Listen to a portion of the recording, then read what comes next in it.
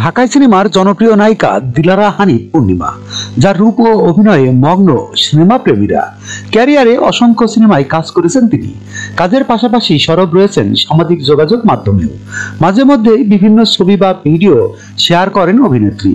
এবার কিংবদন্তি অভিনেত্রী শবনমকে নিয়ে আবেগঘন পোস্ট দিয়েছেন পূর্ণিমা।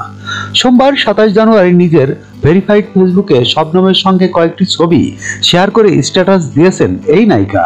পাঠকদের জন্য পূর্ণিমার পোস্টটি হুবহু তুলে ধরা হলো। শিল্পী জীবনে মাঝে মাঝে ভীষণ সার্থক মনে হয়, যখন আপনার মতো কিংবদন্তি শিল্পী বলে, পূর্ণিমা তোমাকে আমার খুব ভালো লাগে, তোমার কাজ আমি দেখেছি, আমাদের একজন শবনম আছে, এটাই আমাদের গর্বের বিষয়, আপনার সান্নিধ্যে এসে সময় কাটিয়েছি, এই পরম ভালো লাগার স্মৃতি শ্রদ্ধার সাথে লালন করবে আমার হৃদয়। শবনম ম্যাম, আপনি সুস্থ থাকবেন, ভালো থাকুন, অনেক দোয়া ভালোবাসা। প্রসঙ্গত, বাংলাদেশ ও পাকিস্তানের সাড়া জাগানো কিংবদন্তি নায়িকা শবনম 1958 সালে চলচ্চিত্রে যুক্ত হয়েছিলেন তিনি। তবে 1961 সালে হারানো দিন সিনেমার মাধ্যমে জনপ্রিয়তা অর্জন করেন অভিনেত্রী। এর পরের বছর উর্দু সিনেমা চান্দায় অভিনয় করে তিনি তারকা খ্যাতি পান পাকিস্তানে।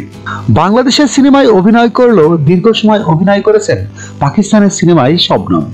পাশাপাশি অভিনয় করেছে পাঞ্জাবি চলচ্চিত্রে। পাকিস্তানের সিনেমায় তার অবদান এতটাই যে সেখানকার মহানায়িকা বলা হয় তাকে।